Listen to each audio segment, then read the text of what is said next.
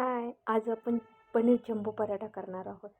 चला तर मग कांदा घेतलाय, कांदा बारीक कट करून घेऊ आणि आता आपण पनीर किसून घेऊ. जेवढ्या प्रमाणात तुम्हाला पराठे करायचे आहेत 1-2 त्या प्रमाणात घ्या. कांदा बारीक कट करून घेतलेला आहे. मिरची पावडर टाकलेली आहे, धना पावडर आणि हळद टाकलेली आहे. हे सर्व जिन्नस आपण एकत्र करू आणि बारीक चॉप केलेली हिरवी मिरची टाकलेली आहे. मोठी चॉप करू नका, म्हणजे दाताखाली आलेली कळणार पण नाही. एकदम मस्त लागते. हे पीठ मळून ठेवलेलंच होतं माझ्याकडे, तर मी त्याच्यामध्ये आता कलौंजी मिक्स करायची होती. मग परत कुठं मळू आहे ना थोडंसं, तर मी त्याच्यामध्येच कलौंजी मिक्स करून ठेवलेली आहे.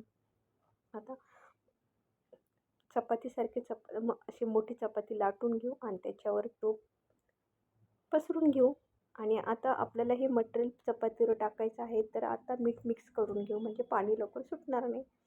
अशा पद्धतीने फोल्डिंग करा आणि मस्तपैकी तुम्हाला चौकोनी करायचं तर चौकोनी करू शकता पराठा, किंवा आयताकार किंवा गोल, तुमच्या मनाने तुम्हाला जसा आकार आवडेल तसा. मी असाच पराठा तयार केलेला आहे. मस्तपैकी गावरान तूप लावा आणि मुलांना खायला द्या. एकाच पराठ्यात काम होऊन जातं. मोठी माणसाचं सुद्धा एका पराठ्यात पोट भरून जातं. अशा पद्धतीने तुम्ही घरी ट्राय करा. तुम्ही कोणत्याही चटणीबरोबर खाऊ शकता किंवा चटणीचीही गरज लागत नाही, कारण की आपण थोडंसं स्पायसीच बनवलेलं आहे.